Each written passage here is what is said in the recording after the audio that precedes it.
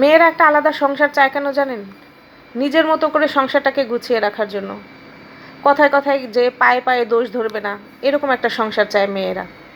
যখন ভালো লাগবে না কাজ করব না, যখন ভালো লাগবে কাজ করব, এই জন্য একটা আলাদা সংসার চায়।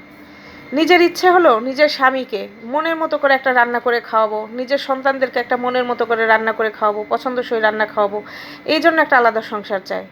যখন কোনো শাশুড়ি পায়ে পায়ে দোষ ধরে না, তখন কিন্তু মেয়েরা বলে যে আমার একটা আলাদা সংসার হলে খুব ভালো হতো। আমি ইচ্ছা করলে আমার মনের মতো করে আমার স্বামীকে আমার সন্তানদেরকে রান্না করে খাওয়াতাম। কেউ আমার পায়ে পায়ে দোষ ধরতো না, কেউ কথায় কথায় বকা দিত না, ঝাড়ি মারতো না, কেউ আমার পিছনে এসে গোয়েন্দাগিরি করতো না। আমি রান্নাঘরে গেলে কেউ চুপি চুপি উকি দিয়ে দেখতো না আমি কি করি। এই জন্য মেয়ের একটা আলাদা সংসার চায়। কিন্তু দেখেন, এত কষ্ট করার পরেও শাশুড়িরা বলবে আমার বৌমা ভালো না, পাশের বাড়ির বৌমা খুব ভালো। আপনি যতই তাদের জন্য করবেন, যতই কলিজা কেটে খাওয়াবেন, তারপরও কি বলবে জানেন? লবণ কম হয়েছে।